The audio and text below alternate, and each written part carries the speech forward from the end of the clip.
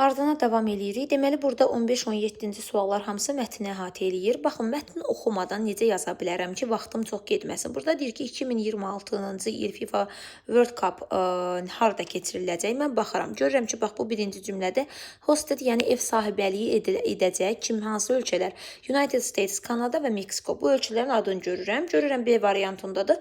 15-də rahat şəkildə B variantını vururam. Oxumadan. Yəni oxumaya ehtiyac yoxdur. Sonra görək burada 16-da bizdən nə soruşur? Məqsədin soruşur. Baxın, aim.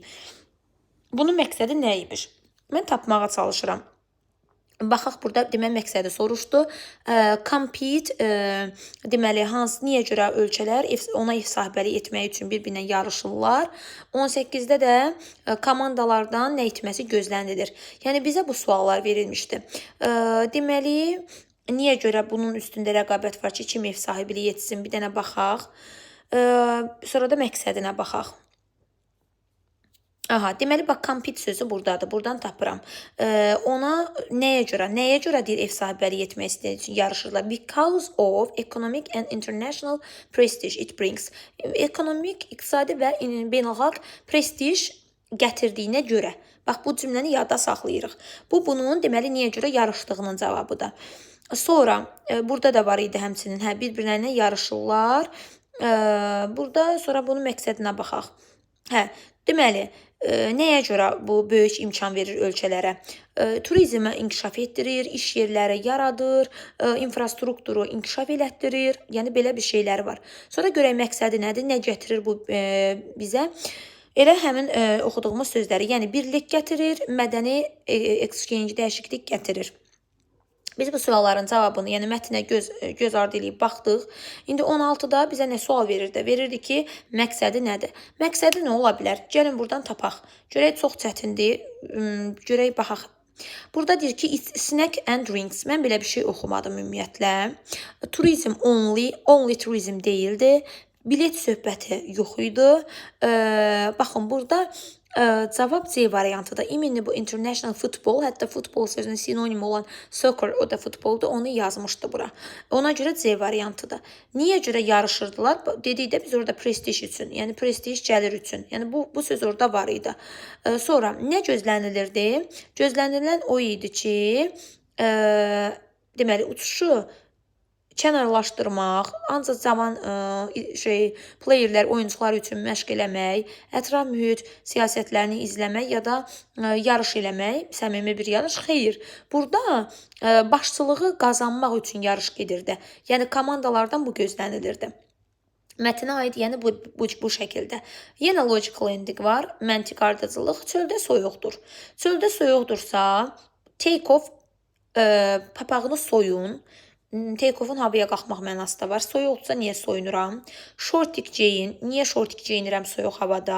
Ayaqqabını soyun. Niyə soyunum ayaqqabımı?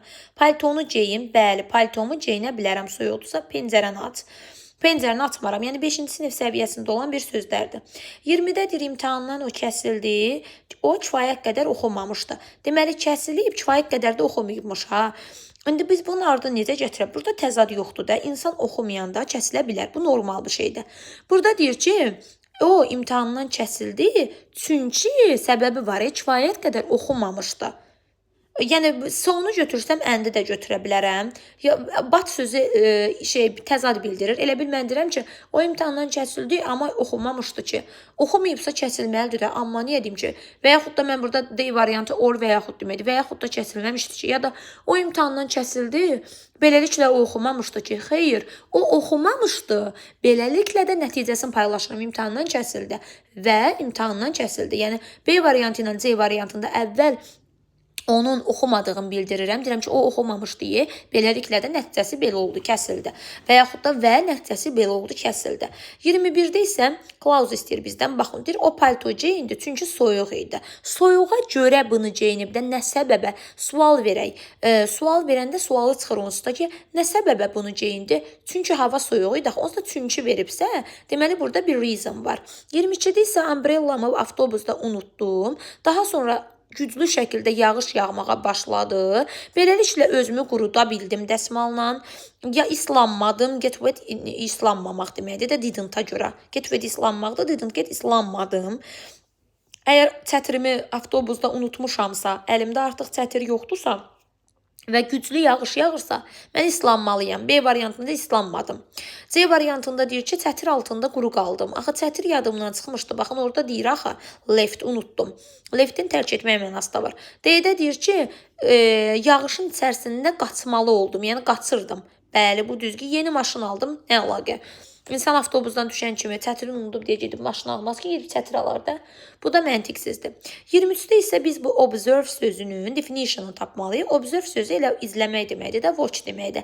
Hətta ikinci qrup feillərdə biz bunu keçmişik ki, observe'dir, watch'dır. Hər ikisindən sonra ya ayıncılı, ya sadə feil gəlməlidir.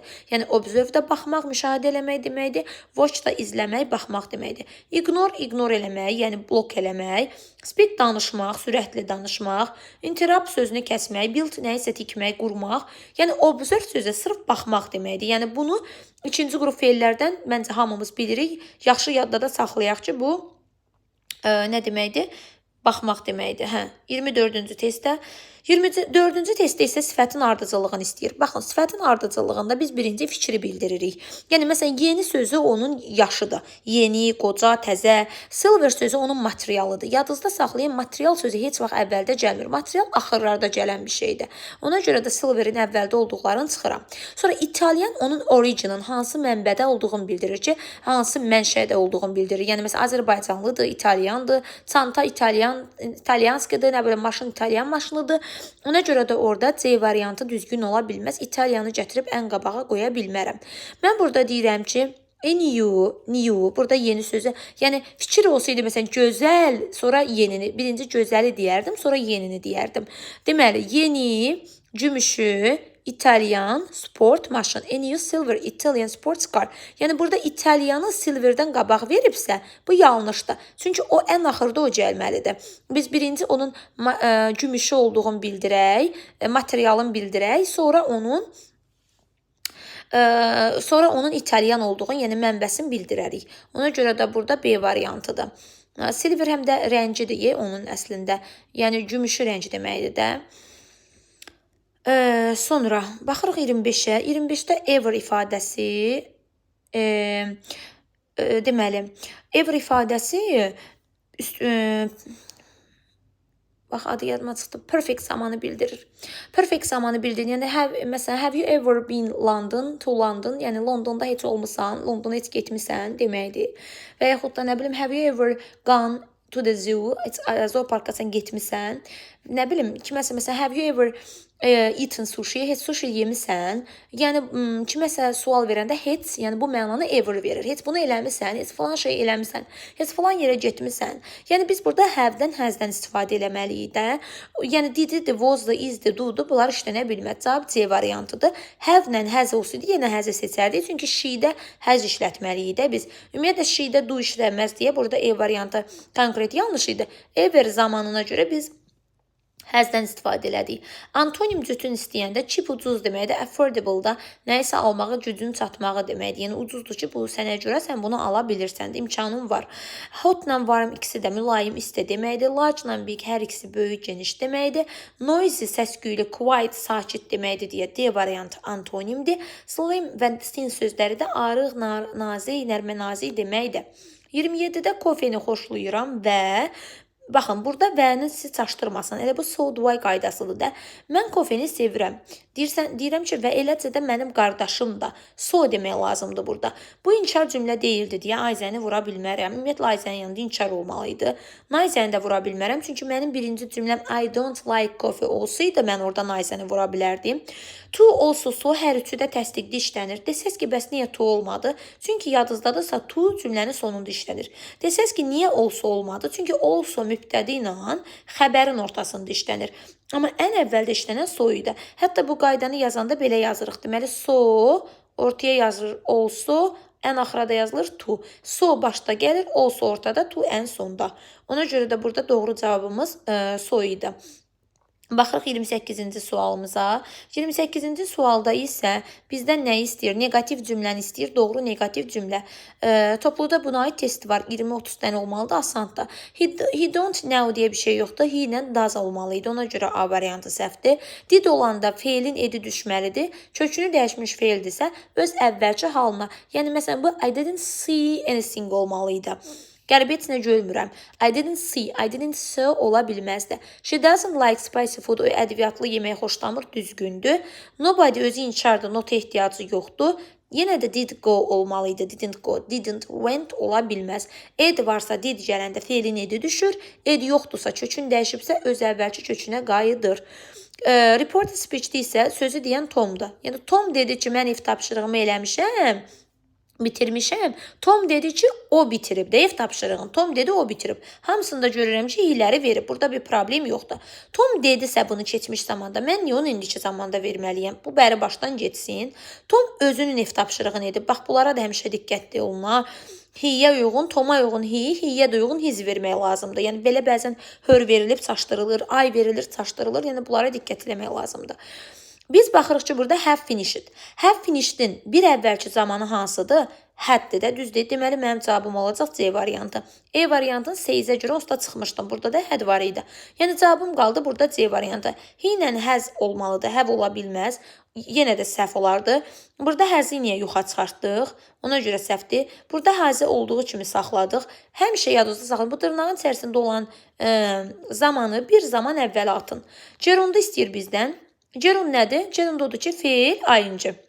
Amma hər gördüyümüz ayıncı C variantındakı kimi gerund demək deyil. Məsələn, interesting maraqlı sifətdir. Və yaxud da drawings, cəmlənən bir şey varsa, paintings cəmlənibsə, artikellə işlənibsə isimdir. O demək deyil, hər gördüyüm inc elə gerunddur. A variantında ümumiyyətlə gerund görmürəm, infinitiv formasında feil görürəm. D variantı ilə E variantı və B variantı qalsın. Çünki burada playing var, burada da playing var, burada da singing var.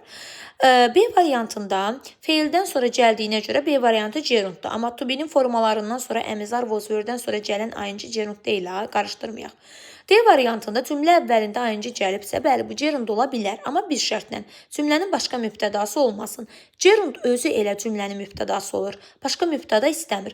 Amma burada deyir ki, tenis oynayarkən uşaq özü nəzdə. Tenis oynayarkən hərəkətin tərzini bildirir. Participle one'dır bu. Burada deyir ki, gözəl mahnılar oxuyaraq onlar əyləndilər. Yəni, burada da cümləmin mübtədası Z idi. Burada cümləmin mübtədası child'dır. Singing beautiful, singing sözü deyil. Ona görə də cavabımız B variantıdır. 31-də haste makes waste, yəni israf eləmə deməkdir. Tələsən təndirə düşər deməkdir. Tələsən təndirə düşər ona görə ki, burada o israf eləmə sözü don't want, want not, waste not. Yəni o idiomda want not, waste not. Yəni nə istəmə, nə də israf etmə. Yəni ayağı yorğana görə uzat. Burada isə haste makes waste, yəni tələsmək israfçılığa aparar, çıxardırar səni. Yəni tələsəndə itirərsən də bu məna. Waste nədir? Bir şeyləri itirmək, sərf etmək, israf etmək, boşuna xərcləmək, elə bil belə bir şey. Yəni tələsəndə təndirə düşmək, bunu biz də deyirik də. Bunu hansı halda deyirlər bizə? Yəni deyirlər tələsmə, tələsin işin yaxşı alınmayacaq. Həqiqətən də elədir, tələsəndə o iş alınmır. Tələsən təndirə düşər. Yəni burada o mənada ki, A variantında deyir, tələsin uğurlu olarsan, yenə də deyir uğurlu olarsan. Amma baxın C variantında deyir, tələsən, səhvlər edəcəksən. Bəli, sırf bu mənadadır bu idiom, bu atalar sözü. Tələssək təndirə düşə bilərik, yəni səhvlər eləyə bilərik. Həqiqətən gedib təndirin içinə düşməyəcək ki, səhvlər eləməkdən danışır burada. D variantında deyir ki, səhv eləməzsən, təcrübəlisənsə, qətiyyən təcrübəli insan da səhv eləyə bilər. Ya da uğurlusansa, deməli çalışqansan, bu da o demək deyil.